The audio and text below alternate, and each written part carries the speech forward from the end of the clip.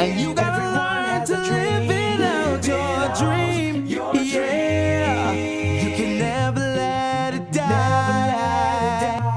Your dream. And you gotta learn to live it out your dream. Yeah, you can never let it die. Your dream. And you gotta learn to.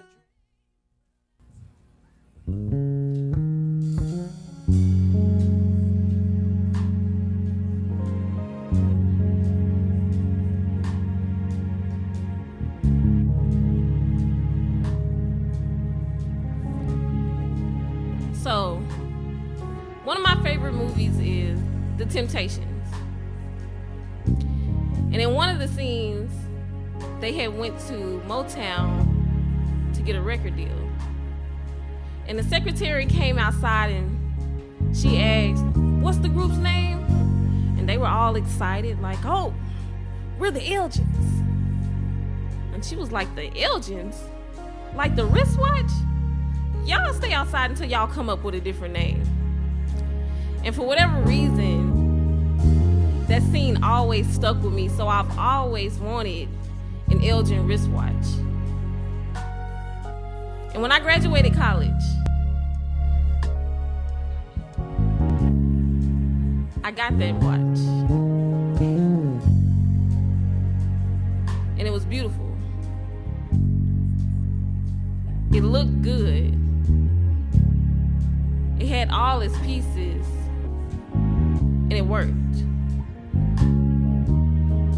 But over time, it started to lose a few pieces, but not too much, because it was still beautiful. It still looked good, but it was missing a few pieces.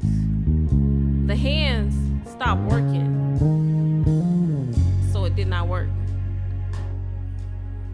But I continued to wear it because it looked good. I was at a direct action training, and we couldn't have our phones, but I had on my watch. So one of the guys that were in the training, he turned around and he just like, "Drekkia, what time is it?" And I looked at my watch and I'm just like, sheesh, I don't know. Because I'm wearing this watch only because it looks good. But it was missing a few pieces and it did not work. So in that moment I felt some shame, because I was thinking, like, how often do we go through life holding on to things, people, situations, jobs, and relationships just because it looks good, knowing that it's missing a few pieces and it does not work. So I want you to think about all the things that you're holding on to just because they look good on the outside, but on the inside you know it's falling apart, it's missing a few pieces, and it does not work. Think about all those things and get ready to let it go, because until you make space for the things that do work, for the things that do have all its pieces, then you'll forever be stuck in a self-made prison. And I share this story because I had to do the same thing. I had to let go of something that I loved, but I knew I was holding on to it because it looked good. But on the inside, it was missing a few pieces, and it did not work. See, when I let go of that situation and allowed God to make room for my purpose in my life, He opened up so many doors that I know for a fact I wouldn't have been able to walk through unless I let go of the past. So let go of all the things that you're allowing to take space in your life for no reason, and make room for the things that are ready to work. So I'm going to share this poem, and I hope y'all take something from it.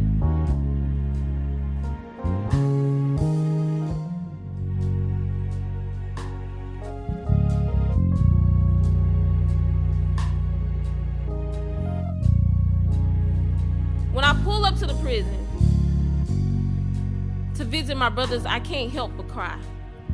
As I take in the scenery, a long gravel road, and how disgusting it feels to have to be pat down. See, the moments leading up when I come face to face with my brothers be so intense. Because I'm thinking how I'm supposed to go smile, and the jokes I need to crack when my voice tries to give way to the sadness festering up inside me. I'm thinking how I'm supposed to take this $10, how to make a meal out of these vending machine snacks to make up for the Thanksgiving they missed.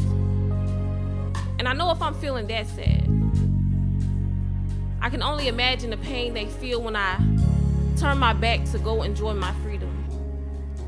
When I get the luxury of high-stepping back into society, unworried about the next time I'll get to see or hear from somebody I love. Or maybe I do know what it feels like to be incarcerated, because I've been living in a prison too. It's just mine ain't surrounded by no bars. Ain't it crazy how we self-destruct and then have the nerve to cry after we've planned our own demise, talking about, I can't believe this happened to me. Lie, like we surprised. Damsels in distress pretending like you stuck, man, get up. Cause ain't nobody coming to save you. Because don't nobody care what you go through. They care about how you deal with it. So how you gonna rise from the ashes and redesign your fire and show the world that you lit and you ain't nothing to be messed with?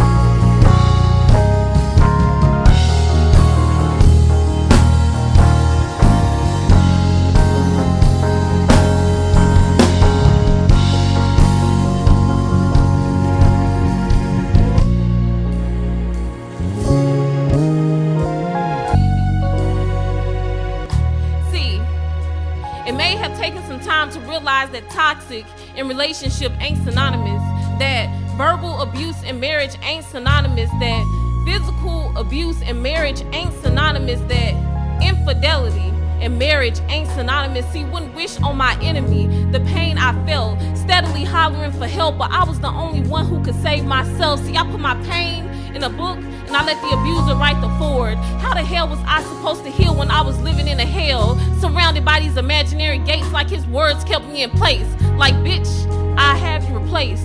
Somebody waiting to take your spot anyway. See, I remember the days of trying to slice him down with my words so that he felt the same kind of hurt that he forced on me. But wouldn't you believe that being verbally abusive back to him didn't do a damn thing for me?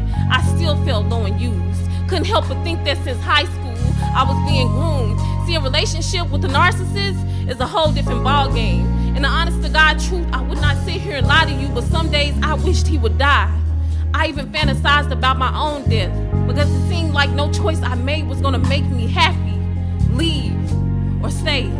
I couldn't wait for the day that I came out on the other side, and I pray to God it don't take you 7 tries to realize that person ain't for you. You keep praying for a sign, just go with your intuition and first mind. See, I had to step back, dig deep, and pray the same prayer over and over again for God to save me. I'm here to tell you that the only way to heal is to move on. And how obvious it seems that you would know to give up, but it ain't easy to walk away from abuse, because a lot of days feel like rainbows floating through a field of daisies. Did you know that abusers be the best lovers? Because they make you feel high and lifted. And it's like being with 2 people and never knowing which one you'll get. See, abuse is often hard to leave because it often contradicts. It's never all bad. You don't experience it every day like, oh, he only hit me in my face 1 time with a phone. He only kicked me 2 times. He only told me 3 times he'd have me replaced, but he apologized. See, it took some time to realize that an apology don't mean it won't happen again. It just means until next time. But until you take your power back and decide to not participate in the game, you'll forever live in a self-made prison. So ain't it crazy how we self-destruct, then have the nerve to cry after we've planned our own demise, talking about, I can't believe this happened to me. Lie, like we surprised. Damsels in distress pretending like you stuck, man, get up. Cause ain't nobody coming to save you. Cause don't nobody care what you go through. They care about how you deal with it. So how you gonna rise from the ashes and redesign your fire and show the world that you lit? And you ain't nothing to be messed with.